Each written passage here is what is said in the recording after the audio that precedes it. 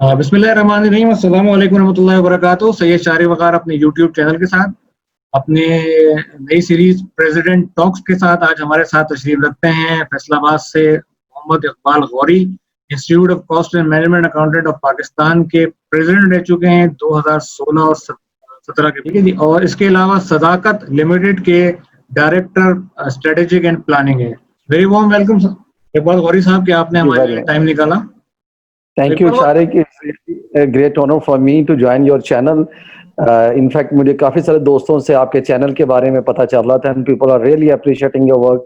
You are doing marvelous job. Thank you Iqbal साहब, thanks for the appreciation. I always admire your words. और इकबाल साहब मेरे बहुत अच्छे दोस्त हैं और प्रोफेशनल कंपटीशन भी कभी-कभी हो जाता है थोड़ा बहुत। पहले इकबाल साहब से शुरू करते हैं। इकबाल साहब, प्रेसिडेंट ICMA-P और डायरेक्टर स्ट्रेटेजिक एंड प्लानिंग, दो बड़ी सीनियर पोजीशन आपके पास रही। क्या चैलेंजेस ऐसे दोनों को साथ मिलाते हुए आपको फेस करने पड़े? शारिक, अभी in fact thank you very much for inviting me again. ये बहुत बड़ा चैलेंज था। In fact when I just joined private sector और पैरेलल मुझे as a president ICMA Pakistan भी काम करना पड़ा। आपको पता है, उससे पहले एज ए वाइस प्रेसिडेंट काम किया और जब हमने टेक ओवर किया तो उस वक्त जो ICMA की रिकग्निशन के इश्यूज थे और जो रेगुलेटरी कॉम्प्लिकेशंस थी वो बहुत ज्यादा थी। अब उस वक्त अभी आपने देखा, अभी हम बात करेंगे इसके ऊपर, बड़ी डेवलपमेंट हुई तो हमें मुख्तलिफ स्ट्रेटेजी हमने करनी थी। तो इसलिए it was a great challenge कि दोनों को बैलेंस रख के चलना। उस वक्त हमारा जो ग्रुप था वो भी उस वक्त ग्रोथ मोड में था। तो जब मैंने ज्वाइन किया और अल्हम्दुलिल्लाह इसमें 100% ग्रोथ है।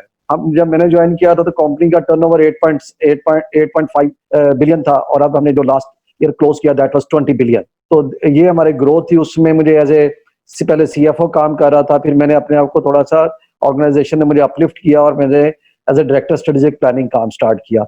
और साथ ही मुझे ICMA के चैलेंजेस भी थे।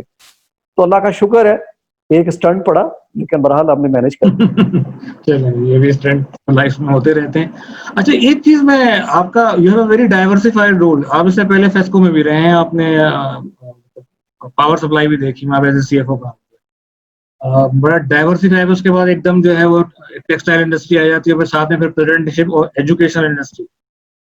तो ये 3 डिफरेंट डायमेंशन है। और जनरली जो मार्केट में परसेप्शन आता है कि लोग कहते हैं कंसिस्टेंसी हो, ग्रोथ वहां पे होती है। मतलब मैं बड़ा कैंडिडेट पूछ रहा हूँ कि मेरे पास भी बड़ा डाइवर्सिफाई एक्सपोजर है, तो लोग एतराज भी बहुत जगह पे करते हैं कि यार ये काम कर रहा था अभी तक उसका क्या कहते हैं कि डाइवर्सिफाई एक्सपोजर होना चाहिए प्रोफेशनल के पास, या उसको कंसिस्टेंसी दिखाते हुए किसी एक जगह चलना चाहिए? क्या कहते हैं? नहीं, this is a great, I appreciate this question. मैं ये समझता हूँ कि ये जो क्वेश्चन है ये यंगस्टर्स के लिए, बहुत सारे यंगस्टर्स मुझसे ये क्वेश्चन करते हैं। तो मैं ये कहता हूं कि करियर का जो स्टार्ट है उसमें डाइवर्सिफिकेशन होनी चाहिए। और ऑर्गेनाइजेशन ये चाहती है कि वो अपने साथ लोगों को रिटेन करे, लोगों की सिंसेरिटी को रिटेन करे। लेकिन जितनी ज्यादा डाइवर्सिफिकेशन होगी उतना ही ज्यादा इंसान जो है जब एक लीडिंग रोल में जाता है तो ये सारी चीजें उसको सप्लीमेंट करनी है और वो इन चीजों की वजह से एक प्रॉपर डिसीजन मेकिंग प्रोसेस में चला जाता है। मंसूर साहब ने हमें ऑनलाइन एज ए एनालिस्ट इस प्रोग्राम के साथ हमें फैसिलिटेट करेंगे। सैयद मंसूर हसन साहब माशाल्लाह ICMA के बहुत सीनियर मेंबर हैं। अपनी एक प्रैक्टिस फर्म भी चलाते हैं मंसूर एंड कंपनी के नाम से, और माशाल्लाह एक बड़ा कामयाब यूट्यूब चैनल भी चला रहे हैं। और इस वक्त institute of cost and management accountant की TSDP यानी technical support and practice committee के साथ भी मौजूद हैं। और इसके अलावा इन्होंने तकरीबन 2 डिकेड से नेशनल काउंसिल ऑफ ICMA-P के मुख्तलिफ कमेटीज में एसोसिएट रहे हैं और इनका बहुत कंट्रीब्यूशन है। Welcome you sir. बहुत शुक्रिया जनाब, बहुत शुक्रिया सर। कैरी ऑन इकबाल भाई। अच्छा, जो डाइवर्सिफिकेशन है मंसूर, हम बात कर रहे थे with reference to diversification in career, कि क्या करियर के अंदर डाइवर्सिफिकेशन होनी चाहिए। तो मैं ये कह रहा था कि बिल्कुल होनी चाहिए। अगर आप मुझे देखें तो आज मैं जहाँ पे बैठ के जिस ऑर्गेनाइजेशन में काम किया है, इसमें जो मुझे सपोर्ट किया है, तो मेरे पीछे एक एक्सपोर्ट ऑर्गेनाइजेशन का एक्सपीरियंस था, शिपिंग लाइन का एक्सपीरियंस था, इंश्योरेंस इंडस्ट्री का एक्सपीरियंस था, एजुकेशन का एक्सपीरियंस का, कोरियर इंडस्ट्री का एक्सपीरियंस था। फिर लास्ट मैंने पावर सेक्टर के अंदर एक लंबी इनिंग्स खेली, लेकिन पावर सेक्टर के साथ काम करते करते मैंने एफएमसीजी का मेरा फैमिली का बिजनेस था। तो ये सारी चीजें जब मैं एक एक्सपोर्ट हाउस के अंदर गया तो अल्लाह का शुक्र है, फिर जब हम स्ट्रेटजी आर्टिकुलेट कर रहे थे या डिवाइस कर रहे थे तो इसने बहुत सारा हमें हेल्प आउट किया। तो अभी जब मैं बैठ के मार्केटिंग के साथ बात कर रहा होता हूँ या मैं अपना टेक्निकल लोगों के साथ काम कर रहा होता हूँ तो मेरे पास कुछ ना कुछ एक बेसिक नॉलेज जरूर होता है। तो यही आप जैसे आपका माशाल्लाह डाइवर्सिफाइड एक्सपीरियंस है, तो ये आपको पे बैक करता है। और कॉस्ट एंड मैनेजमेंट अकाउंटेंट के लिए तो बड़ा जरूरी है कि उसका ऑन हैंड एक्सपीरियंस हो बिजनेस के मुख्तलिफ प्रोसेस के अंदर। अच्छा गौरी साहब, as a president of ICA में इस वक्त 6000 से ज्यादा मेंबर हैं। अच्छा, इसके बाद हम मंसूर में मैं मंसूर थोड़ा सा जूनियर हूँ, हमने वो पीरियड भी मंसूर एंडोर्स में कि वो पीरियड भी देखा, और आप भी एंडोर्स करेंगे इस बात पे कि हमने वो रिजल्ट भी देखे हैं कि आईसीएमए में कि डबल डिजिट रिजल्ट हुआ कि 11 लोग पास हुए, ठीक है, और 1983 में गालिबन कोई एक बंदा क्वालिफाई हुआ। उसके बाद हमने ट्रिपल डिजिट फिगर भी देखी, ठीक है। आज हमारी 6000 प्लस मेंबर मौजूद हैं और हमारे आई कैप के 10,000 से ऊपर हो गए हैं। अगर आप लम्स के और आईबीए के भी मिला लें तो, और भी तो दूसरी एमबीए यूनिवर्सिटीज खुली हुई है, तो फाइनेंस के 25 के करीब, इफ आई रॉन्ग तो मुझे करेक्ट कीजिएगा, कि 25-26 हजार मेंबर होंगे। 80,000 से ज्यादा तो तकरीबन कंपनियां जो है वो एसएससीपी में रजिस्टर्ड हैं, उसमें से 10-20 हजार होंगी वो डॉर्मेंट निकाल लें, तो 60,000 तो बचती हैं कम अज कम, जिनको एक अदद सीएफओ रखना या एक अदद अकाउंट्स का हेड रखना जरूरी है। तो रेशो तो यार एक का भी नहीं बनता, तो फिर भी प्रॉब्लम्स हैं। क्या कहेंगे आप इसके ऊपर? एज ए प्रेसिडेंट आपने इस चीज को बड़ा क्लोजली वॉच किया होगा, तो कि एम्प्लॉयमेंट वाला इशू जो है कि आईसीएमए में भी मेंबर कोई एट पार नहीं आ रहा तो उसको अपनी तनख्वाह से इशू होता है, किसी को मतलब की जॉब नहीं मिल रही होती है, कोई जॉबलेस बैठा होता है। मैं पहले आपको जी शारिक, आपको पता है कि मैं हमारे एक रिटेल ब्रांड भी है खास को, जिसको मैं चीफ ऑपरेटिंग ऑफिसर के तौर पर रन कर रहा हूँ। इसका तो अल्हम्दुलिल्लाह हमारे 28 आउटलेट हैं पूरे पाकिस्तान के अंदर। अच्छा, मैंने जब इसको एज ए लीडर ऑर्गेनाइजेशन को मैं रन कर रहा हूँ तो मुझे वहां पे सीएफओ भी चाहिए, वहां पे मुझे अकाउंट्स मैनेजर भी चाहिए। तो जो मेरा सबसे बड़ा चैलेंज वहां पे है वो है एक अच्छा रिसोर्स। अगर आप इसको अगर ये देखें कि अनएम्प्लॉयमेंट है, मैं इसको बिल्कुल काउंटर नहीं कर रहा, लेकिन इसके साथ एक ड्राउट है इंडस्ट्री के अंदर अच्छे टैलेंट का। आपको अच्छा सीएफओ नहीं मिलता, आपका अखबार में एडवर्टाइजमेंट देते हैं तो आपके पास 1000 लोग अप्लाई जरूर कर देंगे, लेकिन जब आप शॉर्ट लिस्टिंग करेंगे तो आपको 3 और 4 से ज्यादा लोग नहीं मिलेंगे। ये मेरा पावर सेक्टर के अंदर भी रहा एक्सपीरियंस, ये मेरा टेक्सटाइल इंडस्ट्री के अंदर भी रहा। अब रिटेल के अंदर तो बहुत ज्यादा है, रिटेल सेक्टर के अंदर इतना ज्यादा टैलेंट जरूरत है एचआर की। आपने भी रिटेल सेक्टर के अंदर काम किया हुआ, लेकिन वहां पे तो हमने सिर्फ वो खाना पूरी की हुई है। अगर आपने सेल के बंदे चाहिए वो आपको नहीं मिलेंगे, आपको एचआर के बंदे चाहिए वो नहीं मिलेंगे, अगर आपको अकाउंट्स और फाइनेंस के बंदे चाहिए। अब रिटेल का अकाउंट्स और फाइनेंस वैसे नहीं चल सकता जैसे एक इंडस्ट्री का चलता है। वहां पे आपको बड़ा रोबस्ट किस्म का रिपोर्टिंग सिस्टम चाहिए, और अकाउंटेंट आपका जो स्ट्रेटेजिक डिसीजन मेकर होता है आपके साथ बैठा होता है। लेकिन यहाँ पे क्या है कि लोग आते हैं 9 to 5 जॉब करते हैं और चले जाते हैं। तो इस तरह के लोगों की तो वाकई ही मार्केट में बिल्कुल जरूरत नहीं है। ना वो इंडस्ट्री को सिर्फ सैलरी या एम्प्लॉयमेंट देने के लिए नहीं करती, उसमें उन्हें रेसिप्रोकेट करना पड़ेगा और उन्हें कंट्रीब्यूट करना पड़ेगा और इंडस्ट्री को समझना पड़ेगा।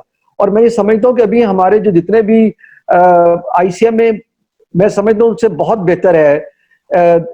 Loves they are contributing very a lot, क्योंकि उनका जो है वो केस स्टडीज करवा रहे हैं, उनका ऑन एंड एक्सपीरियंस होता है। लेकिन अगर उसके मुकाबले पे देखें तो आप जब बंदे को इंटरव्यू के लिए आपके पास आता है, सीएफओ के लिए अप्लाई तो कर देता है, लेकिन जो उसकी रिक्वायरमेंट है वो पूरी नहीं कर पाते। तो यहाँ पे एक मिसमैच है। लेकिन इसमें मैं थोड़ा सा ओपिनियन मंसूर साहब का भी चाहूंगा कि मंसूर इसके ऊपर कोई अपनी राय डालें। ये जो इश्यूज क्रिएट हुए, जितनी नंबर ऑफ कंपनीज मौजूद हैं उसके हिसाब से अकाउंटेंट्स की जो डिमांड है वो उसके हिसाब से सप्लाई जो है वो कम है, यानी क्वालिफाइड मेंबर जो हैं वो कम अवेलेबल हैं। तो फिर हिसाब से तो जॉब का क्राइसिस या होना ही नहीं चाहिए। क्या कहेंगे आप इसमें शारिक, एक तो जो सूरत हाल है वो गौरी ने ये कहना चाहिए कि टिप ऑफ द आइसबर्ग को ज़रा टच किया है।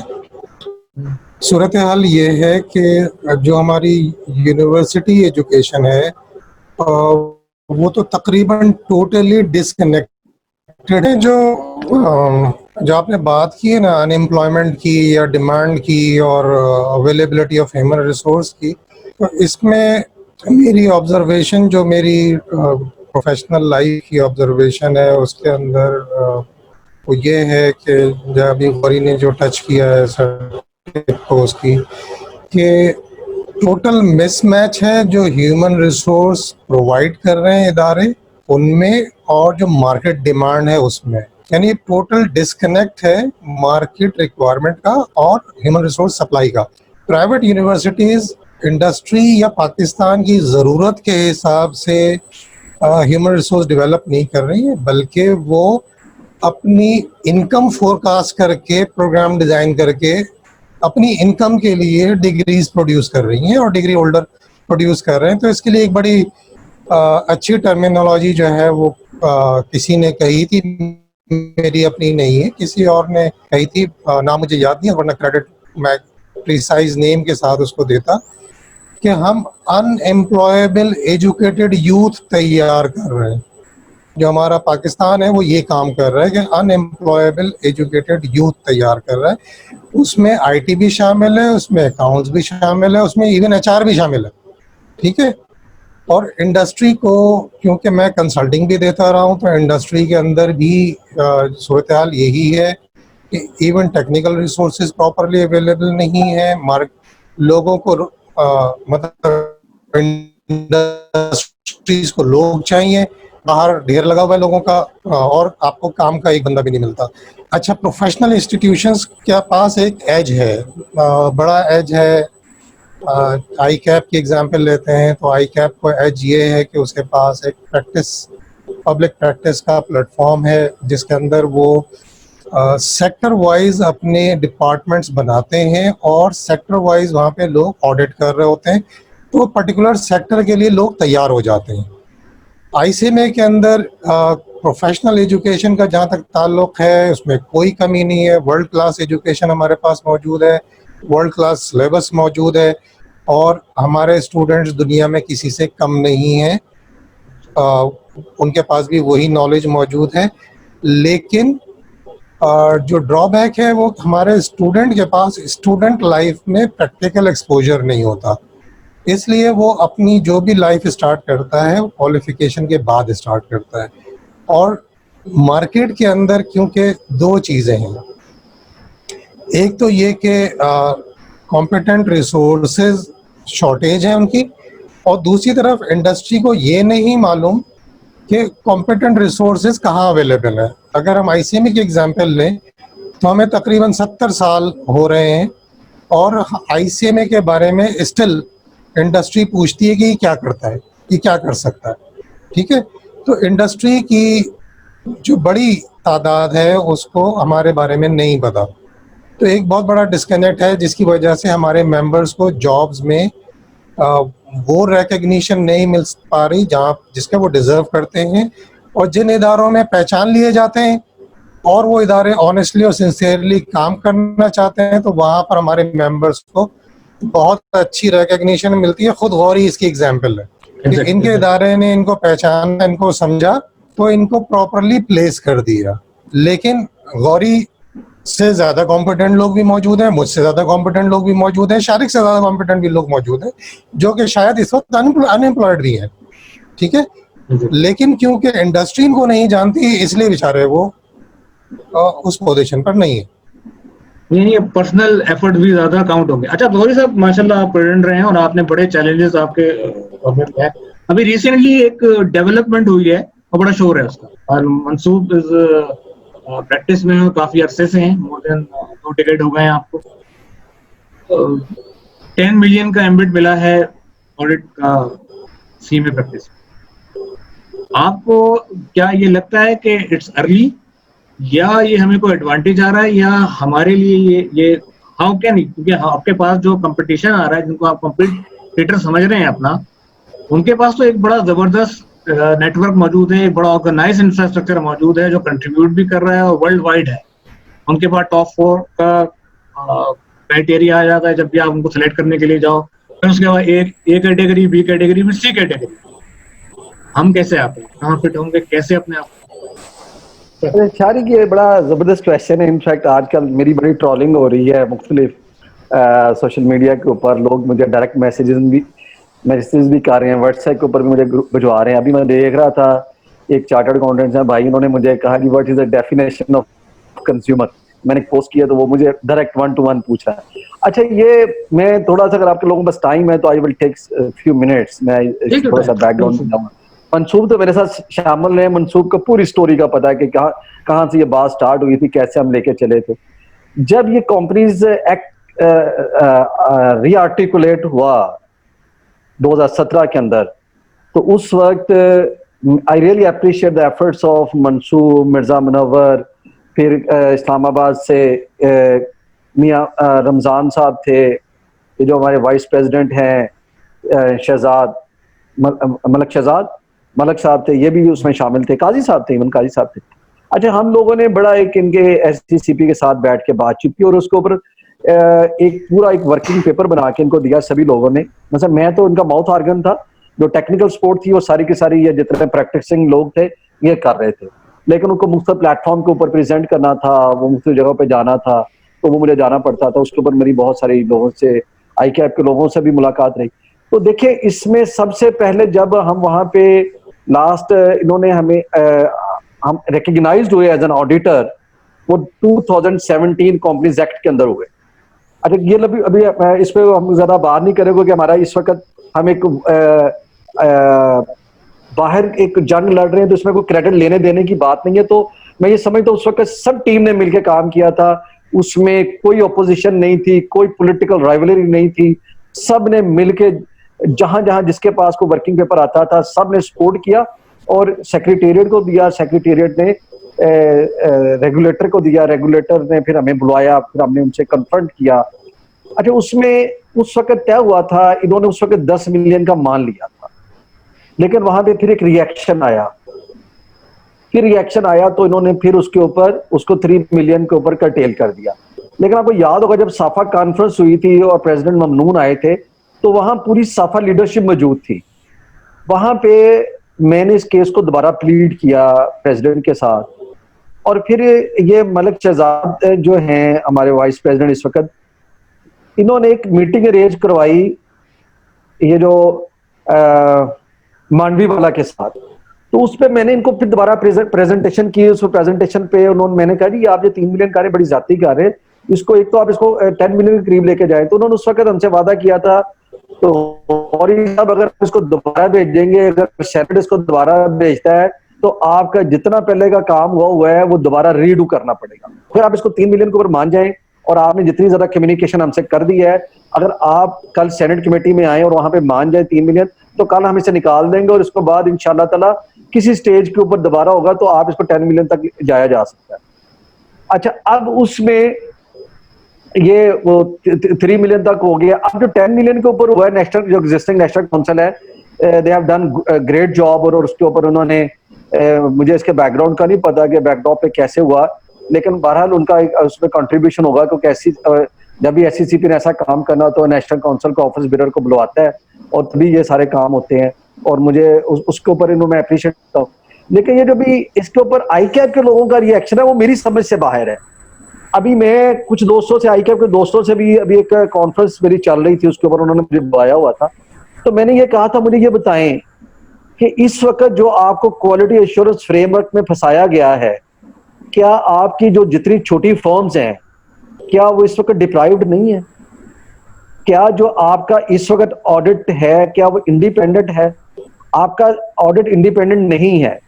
आपकी एक ही फर्म के अंदर वही फर्म है, वो आपको ऑडिट भी कर रही है, वही फर्म जो है आपकी कंसल्टेंसी भी कर रही है, और वहां पे जो रोटेशन है उन्होंने रोटेशन को भी कॉम्प्रोमाइज कर लिया हुआ डायरेक्टर्स के जरिए।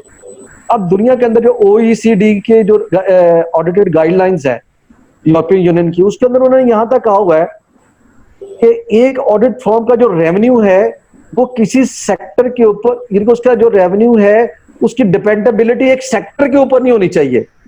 और पाकिस्तान के अंदर तो आपको ऐसे ऐसे ऑडिटर मिलेंगे जिसकी सेक्टर के ऊपर नहीं डिपेंडेबिलिटी की बात कर रहा, उनकी एक ऑर्गेनाइजेशन के ऊपर उनका जो रेवेन्यू उसके ऊपर डिपेंड करके उनकी ऑर्गेनाइजेशन चल रही होती है।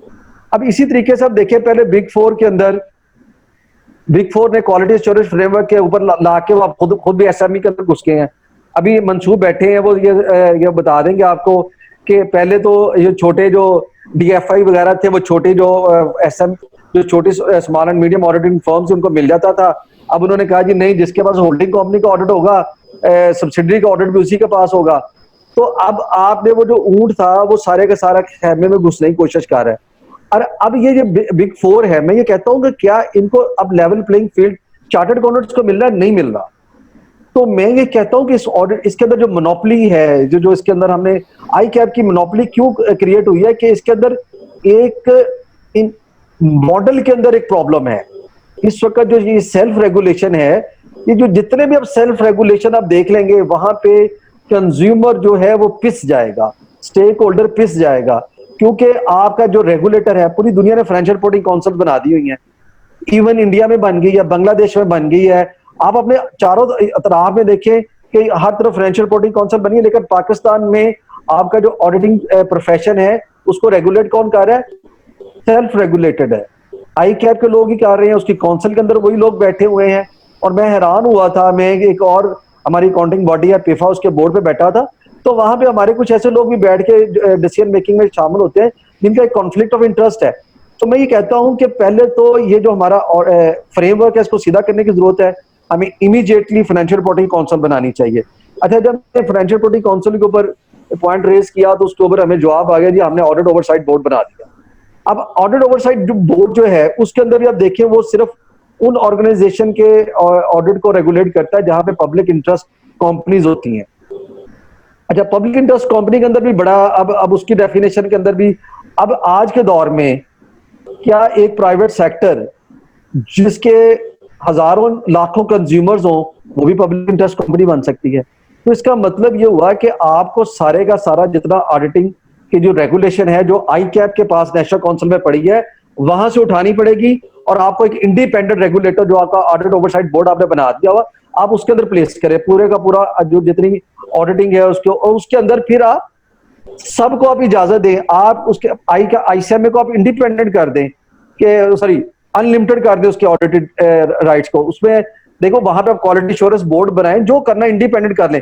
यहाँ पे अगर आप आईसीएमए अपना क्वालिटी एश्योरेंस बोर्ड बनाएगा, वो कहेंगे जी आईसीएमए का क्वालिटी एश्योरेंस बोर्ड बेहतर नहीं है। मैं आज ये चैलेंज कर रहा हूं कि आई कैप का क्वालिटी एश्योरेंस बोर्ड प्रॉपरली काम नहीं कर सका। अगर हमारा ऑडिट प्रॉपर परफॉर्म कर रहा होता है, आज पाकिस्तान के अंदर जितने फ्रॉड्स हुए हैं, कॉर्पोरेट जितने भी इश्यूज हुए हैं, हमारे ऑडिटर ने किसने फ्लैग रेज किया? आप मुझे किसी ने, आप देख लें, बैंक्स के स्टार्ट कर लें, आप अभी पनामा देख लें, अभी आपका शुगर का चल रहा है, आपको किसी जगह पे के ऊपर भी ऑडिटर्स की तरफ से फ्लैग रेज हुआ? आप ये कहते हैं जी डबल बुक्स बननी थी, आपको भी पता है, आपको पता है कि आपकी जो ऑडिटिंग बुक्स है वो कौन बना के भेजता है?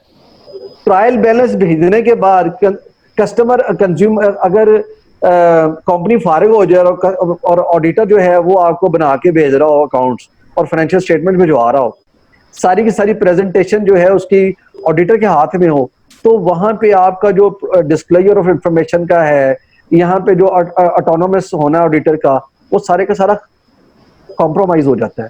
तो मैं ये कहता हूं कि पाकिस्तान के अंदर ये इमीडिएटली हमें फाइनेंशियल रिपोर्टिंग काउंसिल को कॉन्स्टिट्यूट करना चाहिए। अगर कॉन्स्टिट्यूट नहीं करना तो ऑडिट ओवरसाइट बोर्ड बना हुआ है, उसको रिकॉन्स्टिट्यूट करें। उसके अंदर जो रिप्रेजेंटेशन है आईसीएमए की वो प्रॉपर होनी चाहिए, क्योंकि उसके अंदर वो बड़ा टिल्टेड है इस वक्त। उसके अंदर आपको सिर्फ आई कैप के लोग मिलेंगे, आपको आईसीएमए के लोग वहां पे नहीं मिलेंगे। तो वहां पे भी क्योंकि पाकिस्तान की दो ही अकाउंटिंग बॉडीज हैं जो आईफा के रिकग्नाइज्ड हैं, पिफा का तो मेरे ख्याल अभी चल रहा होगा या मैं कुछ देर से उसे राब्ते में नहीं, तो हमें वहां पे उनकी कंट्रीब्यूशन लेनी चाहिए।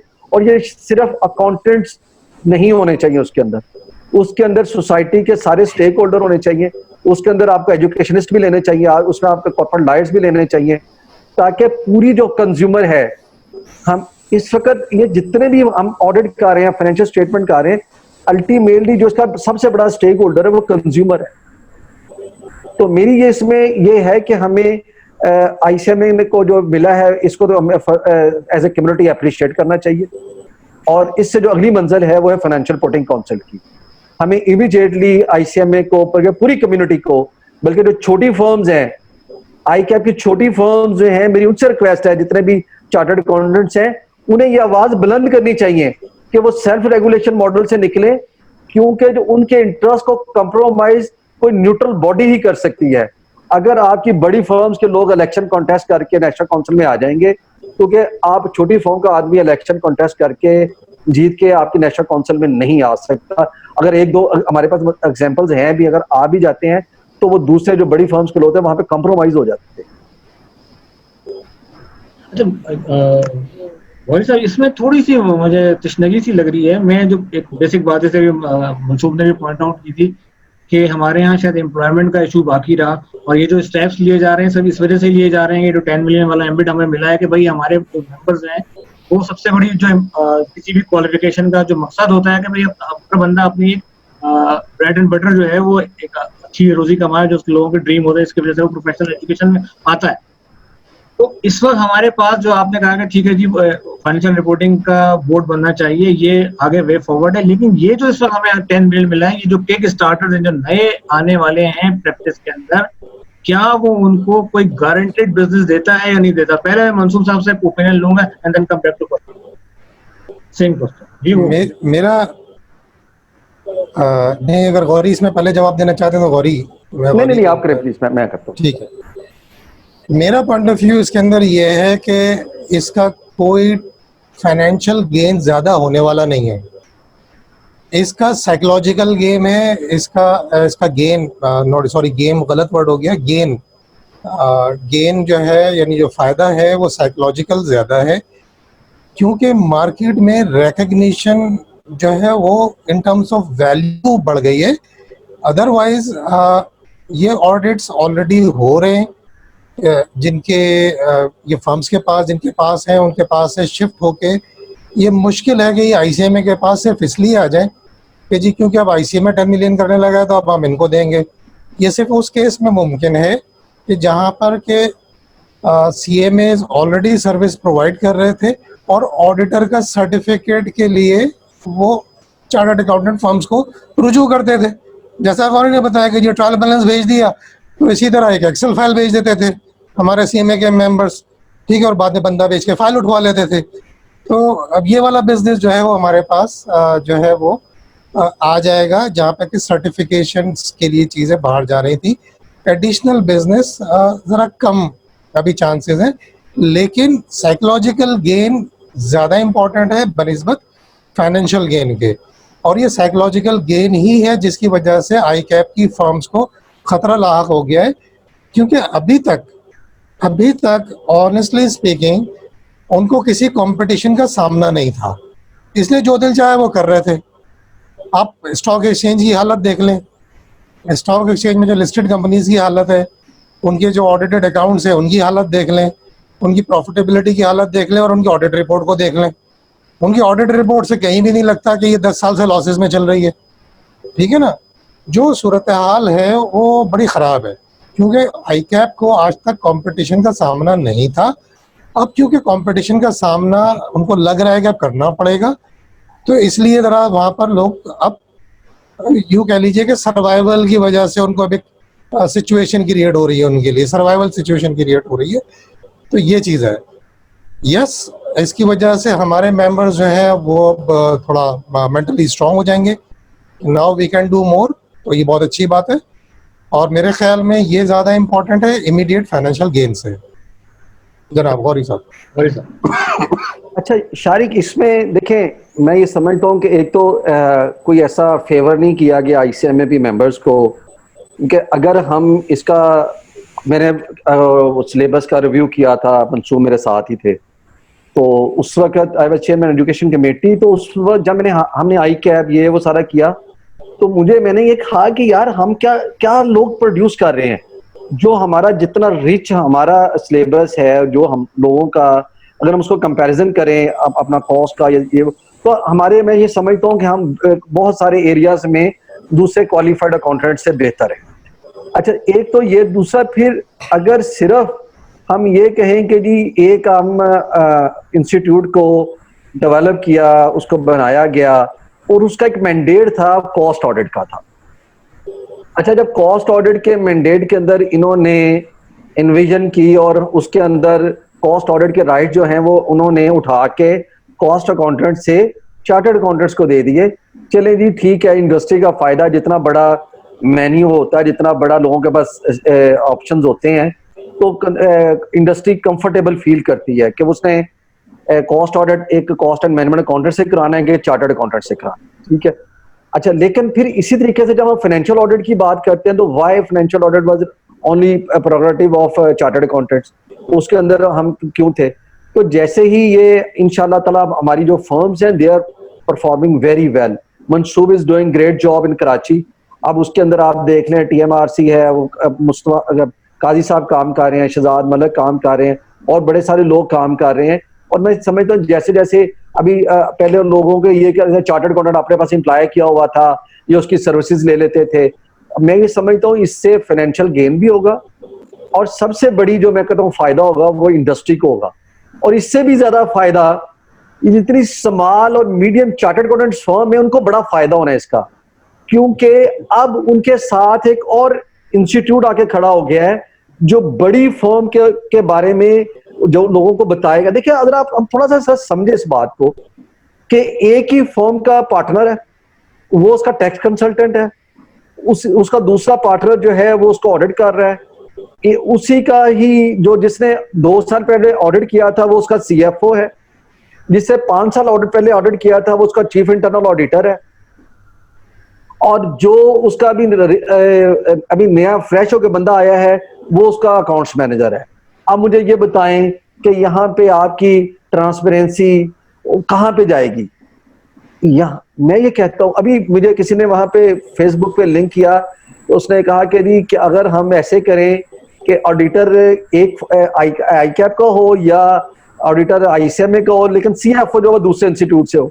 तो मैंने उसे छोटा सा कमेंट किया, मैं कहा यार मुझे ये बताओ कि अगर ऑडिटर भी उसी फॉर्म का हो और CFO भी उसी फॉर्म का हो तो फिर क्या होगा?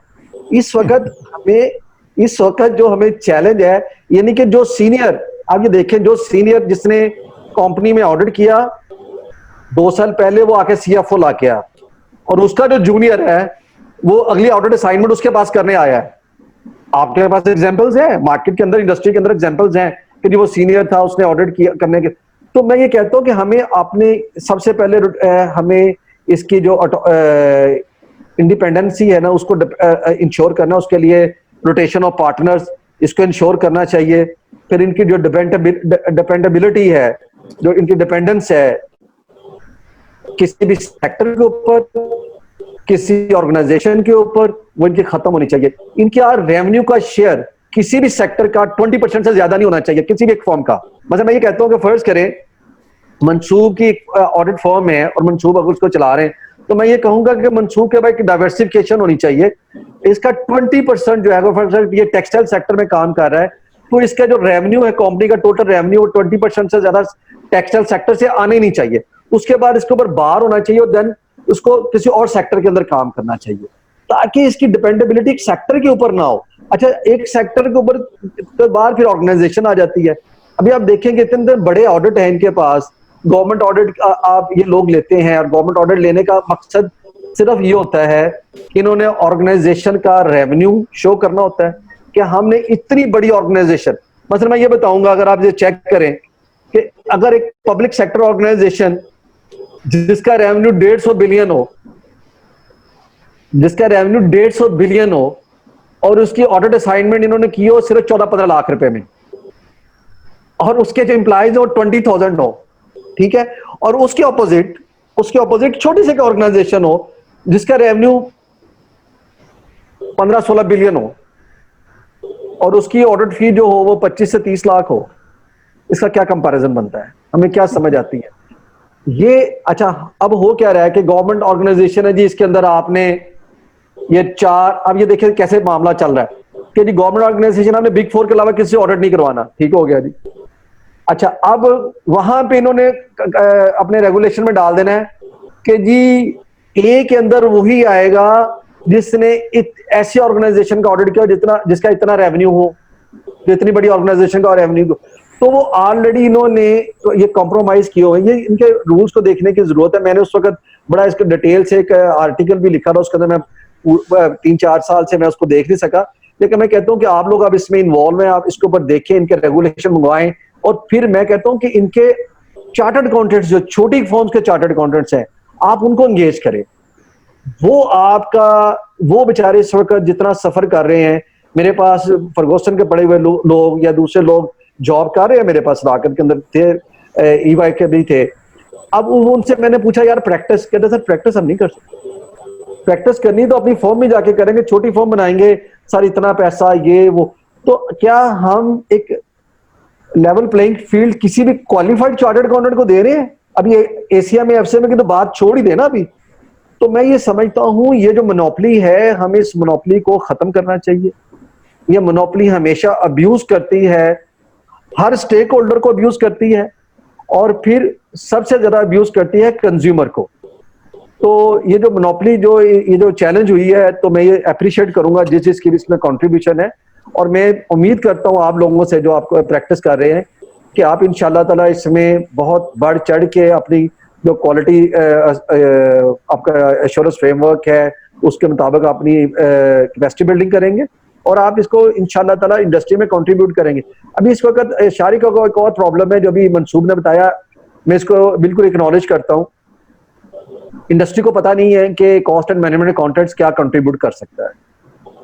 जिसको इंडस्ट्री को पता चल जाता है, फिर वो, मैं एक सरीना में एक फंक्शन था, तो वहां पे चैम्बर के प्रेसिडेंट आए हुए थे, तो मुझे उसने कहा आप साथ खड़ा करके ना, कहते सर जब तो मुझे पता नहीं था, मैं ये समझा था ये कोई डिप्लोमा है, ये कोई एमबीए से नीचे वाली डिग्री है, लेकिन सर जब से इन लोगों ने काम किया ना, तो मैं अब अपने दामाद की बात सुनूं या ना सुनूं, अपने कॉस्ट एंड मैनेजमेंट अकाउंटेंट की बात जरूर सुनता हूं कि भी तेरी कॉस्ट शीट क्या कहती है। मैं सबसे पहले सुबह आके पहले कहते जी, पहले हम आते थे तो हम अपनी कैश बुक मंगाया करते थे कि हम आपको थोड़ा सा बता दो कितना फर्क आता है अंडरस्टैंडिंग में, डिसीजन मेकिंग।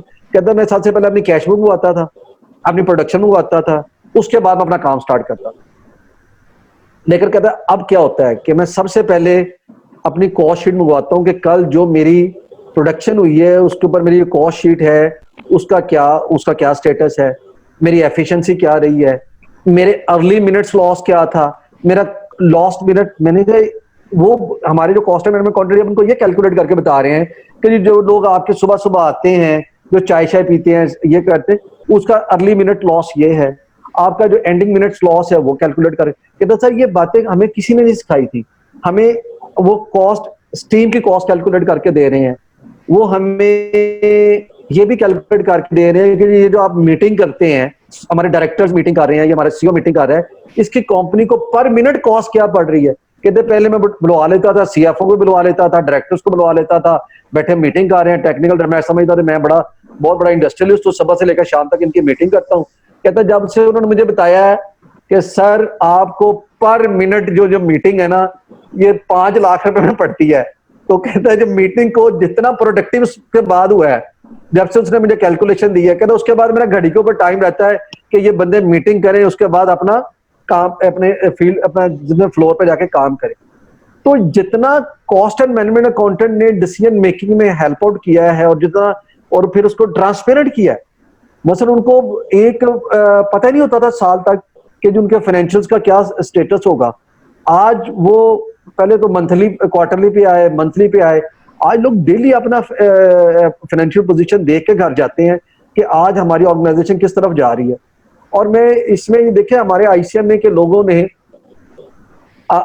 जितनी बड़ी ऑर्गेनाइजेशंस हैं पब्लिक सेक्टर के अंदर, आप चेक कर लें, उसके सीएफओ आपको आईसीएमए के लोग मिलेंगे। तो जिसने सारे का सारा काम किया, जिसने ऑडिट करवाया है, और जिसने सारे का सारा प्रेजेंट किया है, आपको वो लोग ही नहीं अगर ऑडिट करेंगे, तो मैं ये समझता बहुत बड़ी ज्यादती थी, जो मैं अल्लाह ताला का शुक्र अदा करता हूँ और अप्रिशिएट करता हूँ सब दोस्तों की दुआओं को और एफर्ट्स को भी, खास तौर पर अगर एग्जिस्टिंग नेशनल काउंसिल ने भी इसमें रोल प्ले किया तो उसको भी अप्रिशिएट करना चाहिए इस पे। और अभी जो डिस्कशन चल रहा है, आपने कॉस्ट अकाउंटेंट की अहमियत को बड़ी वजाहत के साथ बताया है। जनरली मार्केट में देखते हैं, आप पब्लिक सेक्टर में भी रहे हैं, प्राइवेट सेक्टर में भी काम किया है और बड़ा डाइवर्सिफाई किस्म का आपका एक्सपीरियंस है। आपको एक्सटर्नल ऑडिटर मिलता है और बड़ी ऑर्गेनाइजेशन में पब्लिक सेक्टर में भी इंटरनल ऑडिट का डिपार्टमेंट है बाकायदा, AGPR भी है, अकाउंटेंट जनरल ऑफ पाकिस्तान, ठीक है जी।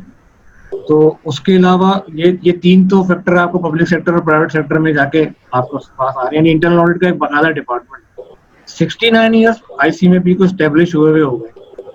चलिए, मैंने मान लिया अभी कुछ जगहों पे जो है आप कॉस्ट अकाउंटेंट की उनकी अपनी मेहनत की वजह से आप दोनों हजरात इस बात को कंट्रोल करेंगे कि उनको कॉस्टिंग की अहमियत उजागर हुई और लोगों ने उसका इम्पोर्टेंस, लेकिन बाकायदा डिपार्टमेंट बहुत कम जगहों पे जा रहा है। मल्टीनेशनल में जा रहे हैं, कुछ अच्छी कोई बड़ी ऑर्गेनाइजेशन उसको लिया। इवन आप ICMA में देखते हैं, आपके यहाँ इंटरनल ऑडिट का डिपार्टमेंट है, कॉस्ट अकाउंटेंट का शायद डिपार्टमेंट नहीं। क्या कहेंगे सर, आप प्रेजेंट थे वहां पे? अच्छा, मैं आपको इस पे गुजारिश करता हूं, अब जहां जहां पे जो अदारे टर्न अराउंड हुए हैं, मैं पहले सदाकत की एग्जांपल लेता हूं, इज अ सक्सेस स्टोरी। तो हमने अगर वहां पे जो हम लोग आपस में सारे अकाउंटेंट्स बैठे थे, जिसमें चार्टर्ड अकाउंटेंट्स भी थे, ACMA के लोग भी सारे बैठे, हम बात करते थे, ICMA के लोग। तो हमने देखा कि जो हमने वहां पे सबसे बड़ा काम किया वो हमने किया, वहां पे एक डिपार्टमेंट क्रिएट किया जिसका नाम था कॉर्पोरेट प्लानिंग एंड कंट्रोल।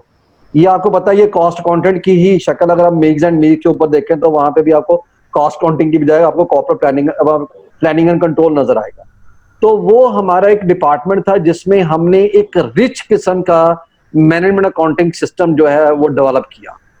और ना उससे ये हुआ कि हमारी ऑर्गेनाइजेशन का हमने एक प्रॉपर बिजनेस प्लान जो था वो आर्टिकुलेट किया और 5 साल का बिजनेस प्लान बनाया। उस बिजनेस प्लान ने ना सिर्फ ऑर्गेनाइजेशन को बल्कि जितने हमारे स्टेक होल्डर्स थे, हमारे बोर्ड ऑफ डायरेक्टर्स के थे, फिर हम, क्योंकि हम रिटेल दुनिया के जितने सबसे बड़े रिटेलर्स हैं उनसे काम कर रहे हैं, सदाकत वाहद कंपनी है पाकिस्तान की जो इतने बड़े रिटेलर्स के साथ काम कर रही है। तो मोर देन 60 रिटेलर्स थे जिसमें दुनिया के सब टॉप के रिटेलर शामिल है। तो जब हमने उन्हें बताया कि हमारा ये 5 साल का ये प्लान है और हम ये कैपेसिटी एनहेंसमेंट करने जा रहे हैं, हमारे पास ये हम काम करने जा रहे हैं, तो रिटेलर्स को इतना उनका जो कॉन्फिडेंस लेवल है वो बढ़ा। तो उससे हमारी जो ऑर्गेनाइजेशन का टर्न अराउंड हुआ है, अल्लाह का शुक्र है, जो हमारा रेवेन्यू मैंने बताया को 8 बिलियन प्लस था, जो हमने विद इन 5 ईयर्स उसको 20 बिलियन पे लेके आए। तो अभी अगर ये कोरोना का कोविड-19 का इफेक्ट ना आता तो हम इस दफा हमने 28 बिलियन पे हिट करना था। तो अब हमने अपने नंबर्स को रिवाइज किया है, तो अभी हम लोग IPO में भी जा रहे थे, फिर हमने, और ये मैं समझता हूँ कि ये सारा कुछ जो वहां पे हुआ है उसमें कॉस्ट अकाउंटिंग और मैनेजमेंट अकाउंटिंग का बहुत ज्यादा रोल है।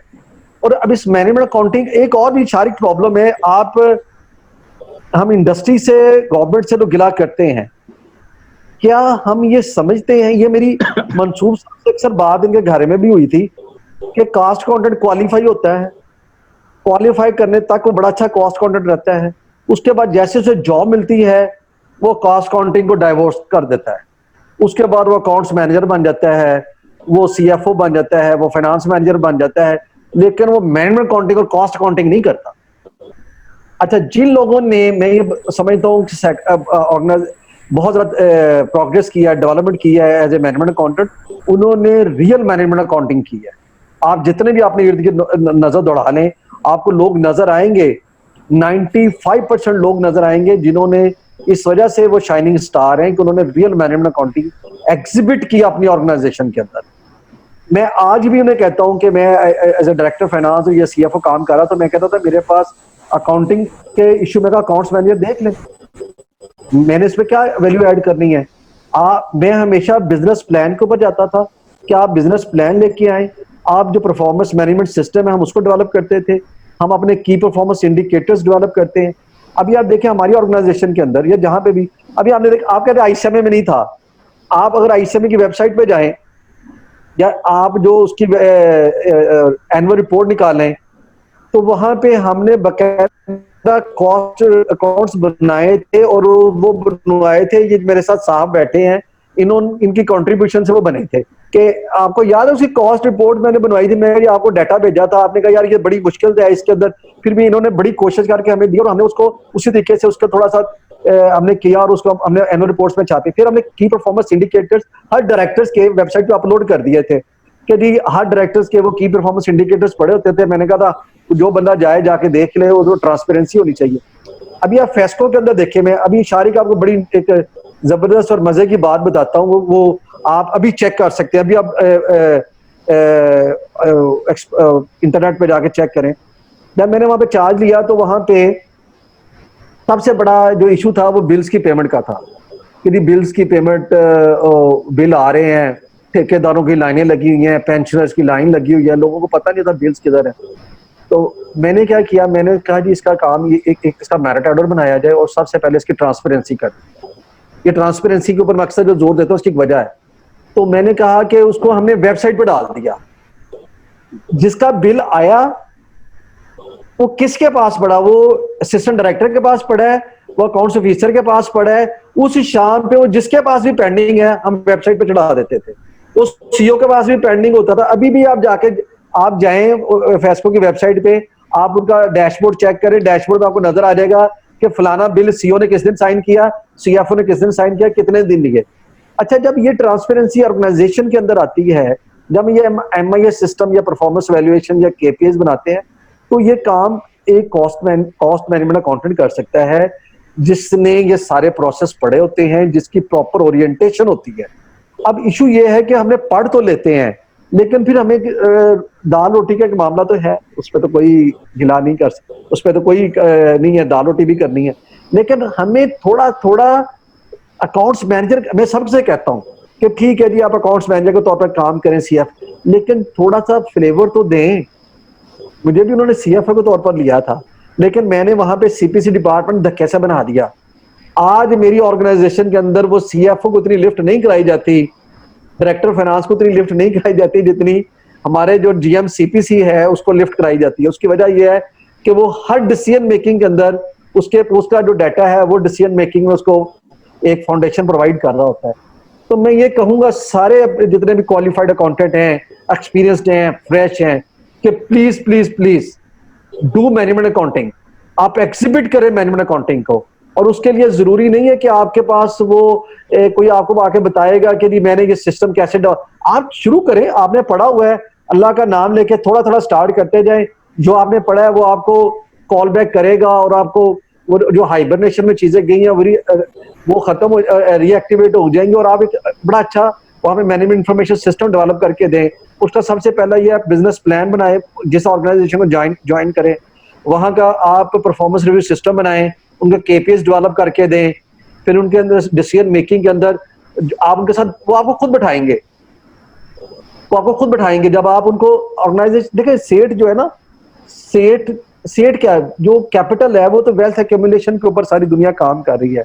तो अगर आप वैल्यू एडिशन कर रहे हैं तो आपकी वर्थ खुद ब खुद बनेगी। अगर आप ये कहें कि मैं एक वही अकाउंट्स बना के दे दूंगा जो एक एमबीए बना के दे रहा है, जो चार्टर्ड अकाउंटेंट बना के दे रहा है, तो कहेंगे अच्छा यार फिर हमें ऐसा बंदा रख लें, ऐसा चार्टर्ड अकाउंटेंट रख लें जो अपने ऑडिटर से आसानी से ऑडिट भी करवा के दे दे, तो फिर उसको ये वैल्यू एडिशन हो जाता है। लेकिन अगर आप उस अकाउंट्स के साथ एक proper management information system develop करके देंगे और ऑर्गेनाइजेशन की डिसीजन मेकिंग में उसको हेल्प करेंगे, तो फिर इंशाल्लाह ताला आपके लिए स्काईज आर द लिमिट। मैं अभी भी कहता हूँ, अभी भी मैं अपने qualified cost and management accountants को कहता हूँ, भाई आप प्लीज अकाउंटिंग करें, अपनी रोटी रोजी करने के लिए जरूर करें, लेकिन मैनेजमेंट अकाउंटिंग और कॉस्ट अकाउंटिंग को मत भूलें। इसमें बड़ा अभी भी मैं ये कहता हूं कि आप लोग जितने प्रैक्टिसिंग मेंबर हैं, प्लीज आप छोटे छोटे मॉड्यूल बना के दें मीडियम कंपनी को, स्मॉल कंपनीज को। उनके पास नहीं है कोई, उनको बिजनेस प्लान बना के देने वाला नहीं है, कोई उनको परफॉर्मेंस मैनेजमेंट सिस्टम बना के देने वाला नहीं है, कोई उनको केपीएस बना के देने। शारिक आपने रिटेल सेक्टर में काम किया हुआ है, मुझे ये बताएं जितने ब्रांड्स हैं उनको जो लोग डैशबोर्ड बना के बेच रहे हैं, उन लोगों को बेचारों को खुद नहीं पता, उन्होंने मुख्तलिफ वेबसाइट से डैशबोर्ड उठाए हुए हैं और वो मार्केट में रिटेल सेक्टर को बेच रहे हैं, और रिटेल सेक्टर ने वो कभी देखा नहीं और उसी पे वो खुश है, उसी पे राजी है। तो अभी हमने एक हमारे खास के अंदर हमने किया कि हमारे एक लड़का है, यंगस्टर है, उसने अभी रिसेंटली क्वालिफाई किया, उससे मैंने फाइनेंस से उठा के इसको इधर लगा दिया। तो सबसे पहले तो उसने कहा सर ये आपने मेरा करियर ही खराब कर दिया, ये यहाँ में मैं क्या करूँगा। मंसूर भाई उसको ना 2-3 माह तो मैं रोज उसकी ना ओरिएंटेशन करता कि भाई तू भागना, तू इस पे काम कर। और आज उसका नाम अब्दुल मनान है, इज वेरी टैलेंटेड गाय। अच्छा आज उसको लाइन पे लेने कि आपने किसी और एरिया पे काम करना है, वो कहता है नहीं मैंने अब अपनी फर्म बनानी है और मैंने एक प्रॉपर फर्म के अंदर सीपीसी मॉड्यूल बनाना है कि जो प्रॉपर ये बना के दे के ये बिजनेस प्लान से लेके और वहां तक। तो मैं ये कहता हूं कि इसके अंदर हाँ इंस्टीट्यूट को एक सपोर्ट प्रोवाइड करनी चाहिए, प्लेटफॉर्म प्रोवाइड करना चाहिए, इंडस्ट्री के साथ इंटरेक्ट करना चाहिए, इंडस्ट्री के साथ अवेयरनेस सेशन करने चाहिए। मैं नाम तो नहीं लेता, बहुत दूसरी हमारी अकाउंटिंग ऑर्गेनाइजेशंस हैं वो हमारे पास आती हैं, वो बाकायदा आधा घंटा लेती हैं, सीओ से लेते हैं। तो मैं ये कहता हूं कि जैसे हमसे पहले भी थे प्रेसिडेंट, अभी भी हैं, हम भी हैं, मैं इनसे रिक्वेस्ट करूंगा कि इंडस्ट्री के साथ जो जितना लिंकेज है वो हमें स्ट्रॉन्ग करना चाहिए। आपने आप लोग जी इंडस्ट्री के साथ जो हमारा लिंकेज है उसे स्ट्रॉन्ग करने की बड़ी अशद ज़रूरत है। उसमें जो आपकी प्रैक्टिसिंग फॉर्म है वो तो रोल अदा कर ही रही हैं, कोई इंडस्ट्री के साथ इंटरेक्शन कर रही हैं, लेकिन एक प्रोफेशनल जो इंटरेक्शन एक इंस्टीट्यूट की तरफ से इंडस्ट्री की जो प्रॉपर प्रेजेंटेशन की जाती है उससे कॉन्फिडेंस बिल्डअप होता है। जब ऑर्गेनाइजेशन जाती है, आप लोग जाते हैं, तो उसमें एक मार्केटिंग का एक टच आता है कि ये लोग मार्केटिंग के लिए आए हैं, एक बिजनेस के लिए आए हैं। लेकिन जब एक अदारा जाता है और वो मुख्तलिफ ऑर्गेनाइजेशन के अंदर आप डायलॉग्स करें, आपको याद है हमने फैसला वो फेडरेशन ऑफ चैम्बर जो आपकी फेडरेशन है उसके साथ हमने कोड ऑफ कॉर्पोरेट गवर्नेंस के वक्त पे डायलॉग्स किए, फिर हमने कंपटीशन कमीशन ऑफ पाकिस्तान के साथ किए, तो उसको कंटिन्यू करना चाहिए। अभी मैं ये देख रहा हूँ कि आईसीएमए का जो प्रॉब्लम आया है कि हमने इसको ना थोड़ा सा फोकस कर लिया पब्लिक सेक्टर के ऊपर, और प्रैक्टिसिंग फर्म भी जो है वो उतनी ज्यादा खुल के बात नहीं कर रही कि हमें इंडस्ट्री के साथ अदारे को लिंकेज अपना डेवलप करना चाहिए। तो उसके लिए जो एक बजट एलोकेट कर देना चाहिए, और जो इंडस्ट्री है, जो फर्म्स हमारी छोटी, उनको एंगेज करें कि वो छोटे छोटे सेमिनार करें। आप फर्ज करें मंसूब है, इनका बड़ा अच्छा फेडरेशन के साथ रब्ता है, ये कराची में आप चले जाएं और लोग हैं वो चले जाएं और वहां पे जाके जितने चैम्बर दूसरी एसोसिएशंस हैं उनको एंगेज करें, उनके मेंबर्स को एंगेज करें, उनकी फ्री ट्रेनिंग्स करें, उनको लिटरेचर भिजवाएं। आप ये देखेंगे इससे ये होगा कि इंडस्ट्री को कॉन्फिडेंस आएगा। अभी तो वो इकबाल गौरी को जानते हैं, मंसूब को जानते हैं, शारिक को जानते हैं, कुछ लोगों को जानते हैं, लेकिन जैसे आप एक अपनी प्रोडक्ट है हम उसको रोल आउट करें, इसको हम मुसलसल करते रहें और ये जो हम रुक जाते हैं, एक दफा हम करते हैं 3 दिन करते हैं 3 दिन रुक जाते हैं, इससे थोड़ा सा मैं समझता हूँ कि हमें प्रॉपर हमारा जो राइट है, जो हमारा शेयर बनता है वो मार्केट शेयर, वो हमें नहीं मिला।